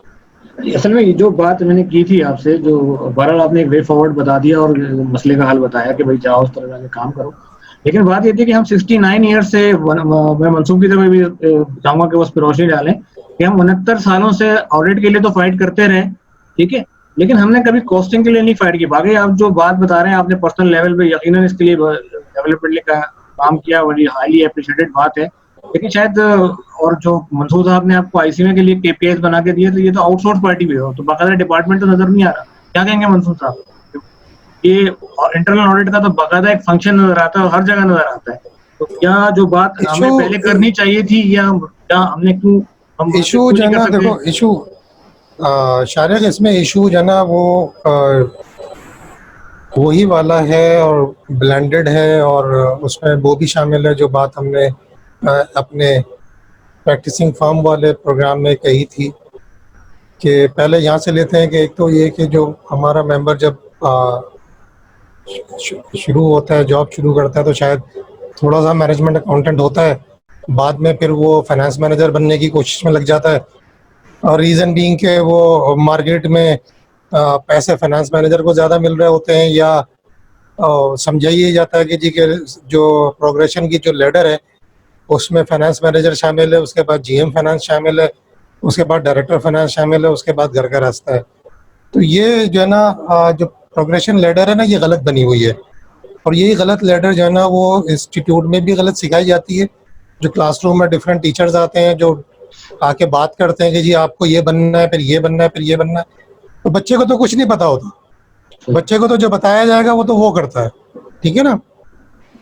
और ये कि जो गौरी ने बात की कि जितने भी लोगों ने हमारे परफॉर्म किया है और आउटस्टैंडिंग परफॉर्म किया है, उसका रीज़न यही है कि उसके अंदर जो मैनेजमेंट अकाउंटिंग थी वो उसके ब्लड में दौड़ रही थी, और उसने उसको इस्तेमाल करके फिर जो आउटपुट दी है, जो चीज़ें निकाल के दी हैं, वो उसने अपना जो उसका इंटरनल सेटिस्फैक्शन नहीं हो रहा था जब तक उसने मैनेजमेंट अकाउंटिंग ना की। और जब उसने वो अपनी सेटिस्फैक्शन के लिए काम करके दिया और ऑर्गेनाइजेशन को रिजल्ट्स मिले तो उसकी रिकग्निशन हो गई। तो यहाँ पर एक इशू जो है वो रिकग्निशन का भी है कि जो एम्प्लॉयर है उसको क्या चाहिए। अगर एम्प्लॉयर की तवज्जो ये है कि यार किस तरह तुम टैक्स चोरी करके दोगे, किस तरह तुम जो है वो लॉसेस या प्रॉफिट को छुपा के लॉसेस में कन्वर्ट करोगे, या तुम जो है बैंक लोन्स माफ करवाओगे, जब एम्प्लॉयर का फोकस ये वाला होगा तो ये जो कि जी गैस की कॉस्ट ये होती है और मीटिंग की कॉस्ट ये होती है, तो वो फिर इन चीज़ों की तरफ उसकी तवज्जो नहीं होती एम्प्लॉयर की। उसकी तवज्जो फिर यही होती है कि यार बैंक से फला कर्जा माफ करवाना है और फला टैक्स जो है वो कैसे बचाना है, उसकी तवज्जो फिर उन्हीं चीज़ों पर होती है। उसके लिए फिर उनको एक्सपर्ट प्रोफेशनल मिल जाते हैं। मैं आपको थोड़ी सी बात इंटरप्ट Sorry. करूंगा, जहाँ पे ये फाइनेंशियल लेवरेज वाला जो कॉन्सेप्ट है, जो बैंक बोरोइंग की तरफ ज्यादा फोकस होता है, वहाँ कॉस्ट अकाउंटिंग डिपार्टमेंट को पीछे हटना पड़ता है। अगर वो काम करके दे भी रहा होता है तो पीछे आ जाना पड़ता है। ये सर हाँ जनरली एग्जैक्टली, हुआ है, बात यही है। जनरली हुआ है। अच्छा, अब फिर ये आ जाती है कि इंस्टीट्यूट की तरफ बात, कि इंस्टीट्यूट के अंदर फोकस क्यों नहीं रहा। इंस्टीट्यूट में फोकस ना होने का प्रिंसिपल रीज़न ये है कि सन 2000 तक जो इंस्टीट्यूट की बागडोर है वो पब्लिक सेक्टर के लोगों के पास थी, जो कि प्रैक्टिकली कॉस्ट अकाउंटिंग के अंदर इन्वॉल्व नहीं थे, सिवाय मेरे ख्याल में खुर्शीद मिर्ज़ा साहब या नाम मेरे जहन से निकल रहा है, जो हमारे चीफ कॉस्ट अकाउंटेंट थे पाकिस्तान के, सिवाय उनके कोई कॉस्ट अकाउंटिंग में इन्वॉल्व नहीं था। और वो सब डिफरेंट पोजीशंस पे जिसका फाइनेंस से भी शायद ताल्लुक नहीं था, ज़्यादातर लोग जो है ना उनमें इन्वॉल्व थे और पब्लिक सेक्टर के थे। और वो उनका फोकस सारा ये था कि जो इंडस्ट्री है उसको बस कॉस्ट अकाउंटेंट बना के दिया जाए और बस वो इंडस्ट्री कॉस्टिंग कर लें, लेकिन वो इंडस्ट्री के साथ इंटरेक्शन उन्होंने इतना बनाया नहीं। और पर्सनल लेवल के ऊपर जिनके कॉन्टैक्ट्स थे उस हद तक उन्होंने मैन पावर सप्लाई की, इंडस्ट्री के अंदर सिस्टम्स डेवलपमेंट के ऊपर काम नहीं किया हमारी काउंसिल ने। उसके बाद जब हमारी प्राइवेट सेक्टर के पास आई तो प्राइवेट सेक्टर के जो लोग थे शायद उनकी प्रायोरिटीज़ डिफरेंट थी और वो अपने शायद कैरियर प्रोग्रेशन की तरफ ज़्यादा तवज्जो दी और उसी प्रोग्रेशन पाथ पे वो दूसरों को भी डालना चाहते थे। तो इसलिए जो इंस्टीट्यूट का अपना जो फोकस है वो प्रॉपरली बन नहीं पाया। हमने अपनी मैनेजमेंट अकाउंटिंग की स्किल्स को शार्पन करने के बजाय उसके ऊपर हमने R&D करने के बजाय कि हम उसको R&D करते, और जो हमारा लोकल एनवायरनमेंट है, हमारी लोकल इंडस्ट्री है, उसकी सिचुएशन को समझते हुए हम बहसते इंस्टीट्यूट सॉल्यूशन प्रोवाइड करते, वो उस पर तवज्जो नहीं रही। एक छोटा सा इनिशिएटिव स्टार्ट हुआ था SME बोर्ड के हवाले से, वो बहुत अच्छा काम कर सकता था लेकिन वो भी मसलियतों की नज़र हो गया। तो ये यानी काम किया जा सकता था और किया जा सकता है। और इंस्टीट्यूट को गौरी ने बिल्कुल सही कहा कि एक बजट अलोकेट होना चाहिए, और ये जो है कोताही तमाम काउंसिल्स की रही है, बशमूल गौरी साहब बैठे हुए, इनके सामने इनकी भी शिकायत की भी कि यही चीज़ होनी चाहिए थी उस दौर में भी कि बजट एलोकेट होना चाहिए था, इस हवाले से कि जो ICA में जो है वो कॉस्ट अकाउंटिंग के ऊपर, मैनेजमेंट अकाउंटिंग के ऊपर और इंडस्ट्री इंटरेक्शन के साथ उस पर जो है ना डेवलपमेंट के काम करते, ताकि सिर्फ प्रैक्टिसिंग फर्म ही नहीं बल्कि मैनेजमेंट अकाउंटिंग का प्रोफेशन प्रॉपरली इस्टेब्लिश होता पाकिस्तान में। अभी तक ये प्रोफेशन ही इस्टेब्लिश नहीं है, इसीलिए ये रिकॉग्नाइज भी नहीं है उसी लेवल पर। अच्छा मनसूर, आपकी बात इसमें मैं थोड़ा सा ऐड कर दूं, अपना शारिक के थोड़ा सा रिकॉर्ड को थोड़ा सा सीधा कर दूं।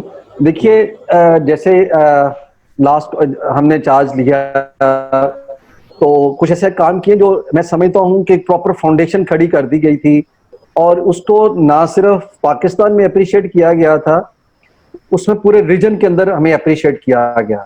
बल्कि अभी भी मुझे अगर आप मेरी फेसबुक की वॉल पे जाएं तो आपको इंडियन कॉस्ट अकाउंटेंट मिलेंगे जो आपको वहां पे आपको कमेंट्स मिलेंगे और वो कहते हैं कि भी आपने बिल्कुल यहाँ पे एक ट्रेंड सेट किया है और आप लोगों ने हमें भी लाइट दिखाई है और हमें भी बताया है कि हमें क्या करना है। इसी तरीके से बांग्लादेश के लोग हैं, उन्होंने भी बताया, और नेपाल श्रीलंकन तो आपको पता ही, उनका प्रोफेसर वाटा वाला वो काफी ज्यादा एडमायर करते हैं हमारी कामों को। हमने एक काम तो हमने ये किया कि हमने इमीडिएटली अपना काम जो सिलेबस था ना उसे मैनेजमेंट अकाउंटिंग ओरिएंटेड किया। आप अगर अपना सिलेबस देखेंगे उसके अंदर एक हमने ऐड किया और उसका सब्जेक्ट का नाम था कॉर्पोरेट प्लानिंग एंड कंट्रोल। अच्छा, वो कॉर्पोरेट प्लानिंग एंड कंट्रोल क्या था, वो ये समझ लें कि वो मैंने अपने जो बड़े बेस्ट प्रैक्टिसिंग जो मैनेजमेंट अकाउंटेंट थे ना, अकाउंटेंट्स थे, मैंने उनसे जाती तौर पर, हम लोगों ने जो हमारे सेक्रेटेरिएट उनसे राब्ता किया, उनसे पूछा कि इंडस्ट्री में आपको क्या क्या चीजों की जरूरत है। उन्होंने हमें बताया कि आप यहाँ तक तो लेके आते हैं, उसके बाद उसकी फाइनल प्रोडक्ट है वो आपके स्टूडेंट को उसकी कमी होती है। हमने उसके अंदर उस कॉर्पोरेट प्लानिंग एंड कंट्रोल के अंदर बिजनेस प्लान लेके आए, उसके अंदर की परफॉर्मेंस इंडिकेटर्स लेके, ये वो चीजें जो इंडस्ट्री के अंदर हॉट केक के तौर पर बिकते हैं। अभी आप गूगल करें और उसके ऊपर लिखें बिजनेस प्लान, जॉब वांटेड और साथ केपीएस डालें, कॉस्ट काउंटर डालें, तो आपको लंबी लिस्ट मिलेगी जॉब की। और आप लिख रहे हैं कि कॉस्ट काउंटर चाहिए, आपको एक बंदा भी कोई जॉब मिलेगी नहीं। तो सर आपको देखना चाहिए था, आपने वो, हमने वहां पे किया मैनेजमेंट अकाउंटिंग ऐड की। फिर ये साहब सामने बैठे हुए, आपने अच्छा कि इन्हों को बुलवा लिया, किसी और को नहीं बुलवाया। कॉस्ट जो स्टैंडर्ड्स हैं वो हमने अडॉप्ट किए, इंडियन अडॉप्ट कर लिए, ठीक है। तो हमने उससे, इन्होंने, बात यह है कि हमने अपने स्टैंडर्ड तो लेके आए ना, हमने उसको बंद नहीं किया। मैंने उस वक्त भी किया था, पहले तो मंसूब मान नहीं रहे थे कि यार मैं इस पे क्या वैल्यू ऐड करूंगा, बने हुए अच्छे खासे हैं। मैं कहा मंसूब देखें, हमने इसको अडॉप्ट करना है, और जब हम अडॉप्ट करेंगे, हमने उससे इजाजत ली वो कॉस्ट अकाउंटेंट इंडियन से कि हम आपको कहा बिल्कुल आप करें। तो हमने उसको अडॉप्ट करने के बाद हम ये, जैसे देखें आईफैक के स्टैंडर्ड्स हैं, आई कैप उसको अडॉप्ट करता है, उसको उसके अडेप्टेशन करता है कि जिसको जिस तरीके से करना है, कोई लोकल कोई थोड़ी सी चेंजेस करता है, हमने उसको अडॉप्ट कर लिया। तो उसके बाद आपके पास ये कॉस्ट स्टैंडर्ड्स आ गए। अच्छा, उसके बाद जो अगली बात थी कि हमने क्या किया कि हमने चैलेंज करना शुरू किया। हमने सिर्फ रेगुलेटर को चैलेंज नहीं किया, हमने सीमा का पाकिस्तान में काम करना चैलेंज किया। आपको याद होगा हमने पेरेंट्स अलर्ट भी, पेरेंटल अलर्ट भी आया अखबारात के अंदर कि पाकिस्तान के अंदर सिर्फ एक ही अकाउंटिंग बॉडी है जो मैनेजमेंट अकाउंटिंग या कॉस्ट अकाउंटिंग प्रैक्टिस कर सकती है। यही बात हम आई कैप को हमने चैलेंज किया कि आई कैप का ये, अगर वो ये कहते हैं कि उनकी मोनोपोली है उधर, तो वो तो उस वक्त कानून के मुताबिक थी। तो हमने कहा अगर हम उसको मान लें तो फिर ये कॉस्ट अकाउंटिंग के अंदर क्या करते फिर रहे हैं। तो एक काम देखिए, आज अगर हम इस पे बैठ के आज बात कर रहे हैं, अगर आज इसके ऊपर बात कर रहे हैं, और अगर हम कॉस्ट अकाउंटिंग स्टैंडर्ड्स की बात मैं मंसूब से 4-5 साल पहले, ये 3-4 साल पहले की और हमने इसको किया, तो इसका मतलब था कि वहां पे एक सोच थी कि अब हमने मार्केट के अंदर मैनेजमेंट अकाउंटिंग को फ्लोरिश करना है। लेकिन अनलकीली मैं ये समझता हूं कि अभी भी उन्होंने वो सीपीसी जो था हमारा, जो सिलेबस में हमने सब्जेक्ट ऐड किया, तो उन्होंने सब्जेक्ट खत्म कर दिया। उसका प्रॉब्लम ये है इशारे कि आपको जो बंदे आपके डिसीजन मेकर हैं, जो आपके सिलेबस को देख रहे हैं, उनको ये देखना है क्या उन्होंने मैन्युफैक्चरिंग सेक्टर के अंदर काम किया है, क्या उन्होंने रिटेल सेक्टर के अंदर काम किया है, क्या उन्होंने सर्विस सेक्टर के अंदर काम किया है, क्या उन्होंने एक्सपोर्ट इंडस्ट्री के अंदर काम किया है, क्या उन्होंने सर्विस इंडस्ट्री के अंदर काम किया, क्या इंडस्ट्री की रिक्वायरमेंट है इससे मुख्तलिफ। मतलब अगर मैं ये समझता हूं कि मैं किसी को चैलेंज नहीं कर रहा, लेकिन मैं ये कहता हूं कि जिससे आप डिसीजन मेकिंग में इन्वॉल्व करें। तो मेरे पास अगर एक्सपीरियंस नहीं था तो हमने रिक्वेस्ट की थी मंसूब से, 2-3 प्रोजेक्ट हमने करवाए, मंसूब साहब से रिक्वेस्ट करके करवाए, सामने बैठे हैं। मेरे पास अगर एक्सपर्टीज नहीं है तो नेशनल काउंसिल को ये चाहिए कि वो इंडस्ट्री के अंदर लोग बैठे हुए हैं, जो इंडस्ट्री के अंदर शाइनिंग स्टार हैं, जो परफॉर्म कर रहे हैं, आप उनको एंगेज करें। लेकिन अगर आप वहां पे बैठ के सेक्रेटेरिएट, मैं ये समझता हूँ सेक्रेटेरिएट आपको एक स्पेड वर्क करके दे सकता है। ये जो काउंसिल जाती है और काउंसिल के अंदर जब लोग जाके बैठते हैं तो इनको एक डाइवर्सिफाइड अपना एक्सपीरियंस लेके और वहां पे इनपुट करना चाहिए। लेकिन अब अभी देखें कि इस वक्त आपके पास इंडस्ट्री के अंदर प्राइवेट सेक्टर में सिर्फ मैं हूं और मैं ऑपोजिशन में हूं, और ऑपोजिशन का तो आपको पता है मैं अकेला ही वन वर्सेस ऑल है, तो मेरी तो खैर वो बात सुनी नहीं जाती। अगर मैं तो अब अच्छी बात भी करते हुए थोड़ा सा डरता हूं ताकि वो शायद उसका भी नेगेटिव हो जाए, तो मैं फिर खामोश रहता हूं कि जहां जहां कोई वैल्यूडेशन हो सकती है वो मैं कर दूं, जो गलत काम हो रहा है उसको मैं रोक दूं। अगर मैं तो ये हमारा एक प्रॉब्लम है कॉस्ट अकाउंटेंट का, हमें थोड़ा सा हमारी काउंसिल के अंदर भी हमने हमारे साथ हमने भी ऐसे किया होगा, क्योंकि उसमें ज़िया साहब थे, अकेले तो हो सकता हमने भी उनकी अच्छी बातों को हमने इसी तरीके से रिडंडेंट हमने स्कटल किया हो। तो मैं ये कहना चाहता हूं कि हमें अब एज ए कम्युनिटी इस स्टेज के ऊपर देखिए, आज जब ये चैलेंज आया तो आज हर आदमी ने जो ज़िया का मुखालिफ था या उसके साथ था उसने बढ़ के उसकी तरफ हाथ बढ़ाया है, और सब ने उन्होंने अपनी सपोर्ट एक्सटेंड किया है कि आप बताएं किस लेवल की भी सपोर्ट चाहिए तो वो लोग हाजिर है। तो मैं ये समझता हूँ कि आप सारी कम्युनिटी को इकट्ठे मिलकर काम करना चाहिए। और बाकी रहेगी आप जो कह रहे हैं कि इंडस्ट्री के अंदर इतने बुरे हालात नहीं है शारिक साहब, अगर आप इंडस्ट्री के अंदर देखें तो फैसलाबाद के अंदर कोई बंदा जॉबलेस नहीं है, ठीक है। अभी आपके पास बंदे जो जॉबलेस होते हैं ना, उसमें से 90% जॉब चेंज करना चाह रहे होते हैं, 10% जॉबलेस होंगे। अच्छा, जो 10% जॉबलेस होंगे ना, उसमें ठीक है वो बहुत सारे लोगों का बेचारों का जॉब का मैं उसको अंडरमाइन नहीं करता, लेकिन यकीन करें एक ऐसा आदमी है जिसको मैंने 6 साल से उसको किसी जगह लगवाने की कोशिश कर रहा हूं और उसकी कोशिश है कि वो ना लगे। अच्छा गौरी साहब, अभी ऐसे पूछना चाहूंगा कि आपने जो बोर्ड्स बनाए थे, आपके कॉस्टिंग बोर्ड में मैं भी शामिल रहा, लेकिन यहाँ ये देखने में आया कि जो हमारी काउंसिल्स हैं, आपसे पहले वाली काउंसिल थी उसने भी बोर्ड्स बनाए, डिफरेंट बोर्ड बनाए, ये जो करंट काउंसिल आई है इसने भी कुछ इस पे काम शुरू किया, फिर ये कोविड-19 आ गया। ये एक बात समझ में नहीं आ रही, या शायद मैं गलती में तो मंसूर वुड करेक्ट मी, ये हमेशा साल के आखिर में, टेन्योर के आखिर में क्यों बनते हैं? तो जाहिर है फिर आपका जो अनफिनिश एजेंडा हो गया, वो किसी वजह से वो काम पूरे नहीं हो सके। आपके एसएमई बोर्ड में ये भी बात कर रहे हैं, अभी भी करंट भी ये सिचुएशन चल रही है, उसके बाद जो साल पूरा हो जाएगा, तो ये क्या वजह क्या है? अच्छा, नहीं इतने आखिर में क्यों बनते हैं, शुरू में क्यों नहीं बन सकते? जो बोर्ड तो हमने बनाए थे, जो जैसे मैंने प्रेसिडेंट बना और हमने बोर्ड बनाए, हमने उसके ऊपर इमीडिएट काम करना शुरू कर दिया था, और अल्लाह का शुक्र है कि उसके ऊपर हमने जैसे कॉस्ट काउंटिंग कॉस्ट स्टैंडर्ड्स थे, तो ये हमने ना सिर्फ बना के इनसे लेके हमने अप्रूव करके दे दिए थे और हमने उसको अडॉप्ट कर लिया था। और मंसूर साहब ने, आपने 3-4-5 माह लगे थे आपको उसके ऊपर? तकरीबन 4 महीने लग गए थे। हाँ, 4 माह को लगे थे, इसका मतलब 4 महीने को लगे थे, और उससे पहले हमने इलेक्शन से बहुत पहले हमने उसको अप्रूव कर दिया था, और वो चले गए थे इलेक्शन से पहले। अब इशू ये है शारी कि हमें ना री इन्वेंट नहीं करना चाहिए व्हील को। अब ऐसा नहीं होना चाहिए कि अगर फर्ज करें आज ज़िया साहब की काउंसिल चेंज हो जाए और कल मंसूर साहब की काउंसिल आ जाए, और मंसूर साहब सबसे पहले आते तो ये करें कि जो HR मैनुअल है ना, पहले दिन ही स्कटल कर दें उसको विदाउट एजेंडा, और उसके बाद मंसूर साहब ये कहेंगे जी अब मैंने, क्योंकि मैं मेजॉरिटी में हूँ, तो जो ये साहब सामने बैठे हैं ये प्रेसिडेंट रहे हैं पुराने, लेकिन इनकी एक बात भी नहीं माननी। अच्छा, और उसके बाद आप मेजॉरिटी, अच्छा यहाँ ये जो हमारा मेजॉरिटेरियनिज्म आया ना, हम ये समझते हैं ICMA के साथ एक बहुत बड़ी ज्यादती ये जो हुई है, ये जो ग्रुपिंग का प्रॉब्लम आया है, मैं भी उसका पार्ट रहा हूँ, मैं इसको तस्लीम करता हूँ। लेकिन ये जो बाबर बात किया करता था पहले, लेकिन खैर फिर उसने भी खुद कॉम्प्रोमाइज किया कि हमने ये जो पैनल का सिस्टम आया है, इससे जो मेजॉरिटेरियनिज्म आया है, उससे ये हुआ है कि डिसीजन मेकिंग का जो रिफाइनमेंट का जो प्रोसेस है वो रुकना शुरू हो जाता है।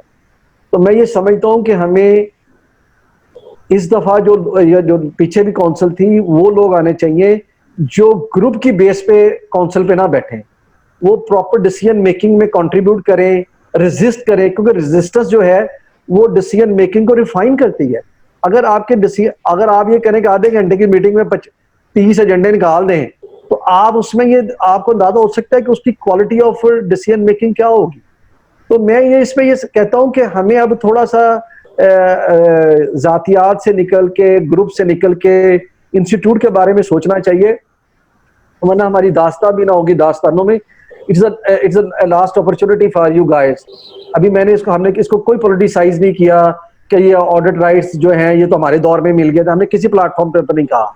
हम यही कह रहे हैं कि जी ये ऑडिट राइट्स जो है ये बहुत अच्छा किया काउंसिल ने, प्रेसिडेंट साहब ने बड़ा अच्छा किया, वाइस प्रेसिडेंट बड़ा अच्छा किया, सगीरुल हसन ने फोन किया, खुद फोन किया प्रेसिडेंट को, सब दोस्तों ने, मैंने खुद फोन किया, ऑफिस बेरर को मैंने अपनी जो हर किस्म की जो सपोर्ट है वो एक्सटेंड किया है। अभी आप देखें सोशल मीडिया के ऊपर मैंने थोड़ा सा कैंपेन लॉन्च की हुई, आप भी देखते होंगे फेसबुक के ऊपर। तो कहने का मकसद ये है कि अब हमें इंस्टीट्यूट के लिए ही खड़े होना चाहिए। और ये इलेक्शन वैक्शन तो ठीक है, टीम आए चले जाए, लेकिन ये अगर हमने ऑडिट राइट सरेंडर कर दिए या हमसे फोरगो हो गए तो फिर दोबारा हमें ऑडिट राइट्स का मिलना बड़ा मुश्किल हो जाएगा। इसलिए इस वक्त हमें एज ए कम्युनिटी बिल्कुल इकट्ठा होना चाहिए। और मैं ये समझता हूँ कि जितनी प्रैक्टिसिंग फॉर्म है उन्हें इसमें लीड लेनी चाहिए और उन्हें इंटरेक्ट करना चाहिए इंडस्ट्री के साथ। और जितने पब्लिक सेक्टर के अंदर हमारे लोग काम कर रहे हैं उनको ये चाहिए कि वो प्रेसिडेंट को सपोर्ट एक्सटेंड कर दें। अच्छा, we are running out of time. माशाल्लाह हमारा सेशन बड़ा कामयाब जा रहा है। मैं चाहूंगा आखिर में क्लोजिंग में 5 मिनट है आपके पास, उसमें आपकी जो चीजें आपने टर्न अराउंड की, जो आपने अचीव किया, जो आप समझते हैं कि ये आपके माइलस्टोन्स थे, तो वो जरा रैप अप करें and then we conclude this. Tariq, एक तो आपको पता है कि मोर देन 100 थिंग्स थी जो फर्स्ट एवर हमने की थी, जो नेशनल काउंसिल ने की थी। और मैं ये समझता हूँ कि जो उसमें जो बड़ी मैं समझता हूँ कि हमारी कंट्रीब्यूशन थी, जिसने आईसीएमए को मैं समझता हूँ कि ट्रेंड सेट किया है।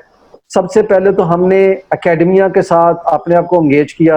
आपको पता है हमने एमओयू साइन किए और जितनी टॉप यूनिवर्सिटी थे, जिससे लर्न से लेकर जो पब्लिक सेक्टर ऑर्गेनाइजेशन थी, सबके साथ हमने एमआरए साइन किए। और फिर हमने सबसे पहले अपने आप को रिकग्नाइज कराया पाकिस्तान के अंदर कि हम सिर्फ सोली मैनेजमेंट अकाउंटेंट प्रैक्टिस कर सकते हैं। हमने सीमा को यहाँ पाकिस्तान में चैलेंज किया और हमने उसके साथ एक बड़े अच्छे लेवल पे बैठ के एमआरए साइन किया। वो मुझे पता चला है कि वो भी शायद कॉम्प्रोमाइज हो गया। फिर हमने सीपीए ऑस्ट्रेलिया के साथ एमआरए साइन किया, सीपीए आयरलैंड के साथ एमआरए साइन किया। और फिर सबसे बड़ी बात ये कि कंपनीज एक्ट के अंदर, ये मैं समझता हूं कि कंपनीज एक्ट के अंदर इससे पहले आईसीएमए की डेफिनेशन मौजूद नहीं थी। और इस कंपनी एक्ट के अंदर ना सिर्फ आईसीएमए की डेफिनेशन आई, हमें ऑडिट राइट्स मिले, हमें एज एन ऑडिटर रिकग्नाइज किया गया कंपनी एक्ट के अंदर। और फिर ये 3 मिलियन से 10 मिलियन हुआ है, ठीक है। फिर उसी के अंदर कॉस्ट ऑडिट का जिक्र आया, जिसके अंदर आज उस वक्त उसमें कह दिया गया था कि जितने रेगुलेटर्स हैं वो खुद कंसिडर करेंगे कि वो अपना कॉस्ट ऑडिट जो है वो इंप्लीमेंट करवाएं। आज ये जो आपने ये जो इंक्वायरी रिपोर्ट आजकल मीडिया में चल रही है, तो आपने कंपटीशन कमीशन ऑफ पाकिस्तान की वो लेटर भी देख लिया होगा कि उन्होंने भी लेटर डाल दिया, सारे एससीसीपी को भी डाल दिया कि आप कॉस्ट ऑडिट जो है उसे मैंडेटरी करें, कॉस्ट रिकॉर्ड जो मैंडेटरी करें। अभी नेपरा के साथ हमने नेपरा के अंदर कॉस्ट रिकॉर्ड की बहुत अशद जरूरत है और हमारे अदारे को उससे एंगेज करना चाहिए। ये हमने हमारी इसमें, और एक हमने मेंटोर सिस्टम इंट्रोड्यूस करवाया था और उसमें हमने जितने हमारे इंडस्ट्री के अंदर लोग थे उनको हमने उनका लिंकेज डेवलप किया था स्टूडेंट के साथ, और वो एक पूरा एक सिस्टम था। वो भी मेरा ख्याल स्कटल हो गया है, लेकिन मैं समझता हूँ कि उसको अगर ये प्लेटफॉर्म है उसको जरूर देखना चाहिए कि वो जो मेंटोर सिस्टम है वो एक बड़ा जबरदस्त सिस्टम है, जिसमें एक प्रैक्टिसिंग या क्वालिफाइड मेंबर जो है वो स्टूडेंट के साथ राब्ते में रहता है, उसका एक लिंक उसके साथ बड़ा, उसे लर्न भी करता है, 2 वे ट्रैफिक होती है, उससे एनर्जी लेता है और वो दूसरा जो उससे एक्सपीरियंस लर्न करता है। इसी तरीके से ये जो सिलेबस था, मैं ये समझता हूँ कि सिलेबस के अंदर जो मैनेजमेंट अकाउंटिंग को हमने रिच किया था वो भी फर्स्ट टाइम हुआ था। और इसके अलावा आपको पता है कि एक और बहुत बड़ा काम हुआ है जिसके ऊपर बहुत बड़े काम है इंटरनेशनल फ्रंट के ऊपर, जो मैं समझता हूँ अंडरमाइन हुआ, उसके बाद दोबारा बात नहीं हुई। वो ये थी कि हमने एक मैनेजमेंट अकाउंटेंट इंटरनेशनल बोर्ड बना दिया था फॉर मैनेजमेंट अकाउंटेंट, दुबई के अंदर उसको डिक्लेयर किया गया था और उसके इंडिया, पाकिस्तान और बांग्लादेश के 3 लोग थे, उनकी कमेटी बनी थी और उन्होंने उसका पहला कोऑर्डिनेटर मुझे नॉमिनेट किया था। मुझे इनका मतलब आईसीएमए पाकिस्तान को किया था नॉमिनेट, और उसके ऊपर कहा था कि जी मैनेजमेंट अकाउंटेंट की एक बॉडी बन जाए जैसे, ताकि फिर उसको आगे लेके चले। और फिर इसके अलावा पहली दफा पाकिस्तान हम कापा के ऊपर गए थे और कापा में यही बात है जो मैं आपको बताना चाह रहा हूँ, ये जब मैनेजमेंट कॉन्ट्रैक्ट जहां जाएगा वो डिफरेंस क्रिएट करेगा। तो वहां पे मैंने कहा जी कापा, यहाँ पे हमने कापा के ऊपर मीटिंग होती है, गुफ्तन नशिस्तन बर्खास्तन, यहाँ पे मुझे बताया आप कंट्रीब्यूट क्या कर रहे हैं। उन्होंने कहा पब्लिक सेक्टर के अंदर कंट्रीब्यूट कर रहे हैं। मैं कहा क्या कर रहे हैं बताएं। उन्होंने कहा हम इफ्सास के ऊपर काम कर रहे हैं। मैं कहा इफ्सास के ऊपर टाइफ है काम कर रहा, आप क्या कर रहे हैं? हम लोगों को एंगेज कर रहे हैं। तो वहां पे शारिक फिर जब मैं क्योंकि वहां पे पब्लिक सेक्टर कमेटी में था, तो वहां पे उन्होंने कहा जी आप कहना क्या चाहते हैं? मैं कहा जी मैं ये चाहता हूं कि आप एक पब्लिक सेक्टर इंडेक्स डेवलप करें। ये आज मैं आपको बता के जा रहा हूं, इसके ऊपर आप लोग भी काम कीजिएगा कि आप एक पब्लिक सेक्टर इंडेक्स डेवलप करें जिसके अंदर जो पब्लिक सेक्टर ऑर्गेनाइजेशन है जिसकी टोटल परफॉर्मेंस वैल्यूएशन हो कि जी उसके किन किन उनके ये केपीआईज थे, इस केपीआई में उसके इतने मार्क्स थे, इतने मार्क्स थे, इतने मार्क्स थे, और 100 आउट ऑफ 100 इन्होंने कितने मार्क्स दिया, और इस वक्त इनका जो एफिशिएंसी इंडेक्स के ऊपर ये कहां पे स्टैंड करते हैं। तो उसको उन्होंने बड़ा अप्रिशिएट किया। तो उसके ऊपर साफा ने भी अप्रिशिएट किया कि साफा का मैं चेयरमैन, तो उन्होंने एज ए प्रोजेक्ट अप्रूव कर लिया था साफा ने। अच्छा, जब साफा में अप्रूव हुआ तो वहां पे फिर जब हम कापा पे गए तो वहां पे बांग्लादेश से अब्दुल रहमान साहब थे। उन्होंने कहा यार ये जो साफा में काम हो रहा है वो यहाँ क्यों नहीं हो सकता। तो वहां पे फिर कापा इंडेक्स के नाम से एक प्रोजेक्ट अप्रूव हुआ और वो आईसीएम में पाकिस्तान को मिला। वो जो आईसीएम में पाकिस्तान जो है वो बांग्लादेश के साथ मिलके एक इंडेक्स डेवलप करे, और उसके बाद इलेक्शन हो गया। खैर उसके बाद तो मैं जा नहीं सका। तो वो यानी कि ये वो काम है। मैं ये कहना चाह रहा हूँ कि अभी आईसीएमए को मैंने हमने काम शुरू किया था आईसीएमए पे कि हम एक कॉर्पोरेट इंडेक्स स्टार्ट करें। तो ये लेकिन हम नहीं कर सकते। तो मैं ये समझता हूँ कि इंटरनेशनली भी हमने अपने आप को रिकग्नाइज करवाया, डोमेस्टिक लेवल पे भी करवाया। तो ये काम थे। वैसे तो लंबी लिस्ट है, अगर आप कहेंगे तो मैं आपको ईमेल कर दूंगा, आप उससे देख लीजिएगा। जी, thank you very much for this wonderful session. यकीनी तौर पे आपके साथ एक डिटेल सेशन और करेंगे क्योंकि आपके कुछ अनफिनिश्ड एजेंडा है जो जरूर मैं चाहेंगे आपको बातें करने की। नहीं, थैंक यू वेरी मच। ठीक है जी, thank you, thank you very much Gauri साहब, आपने अपनी प्रोफेशनल इश्यूज के बावजूद टाइम निकाला। असूब साहब बहुत शुक्रिया आपका। इंशाल्लाह फिर किसी वक्त दोबारा ज्वाइन करेंगे और एक डिटेल सेशन और करेंगे। आपका बहुत शुक्रिया। आप सब अपना बहुत सा ख्याल रखिएगा। अल्लाह। Thank you.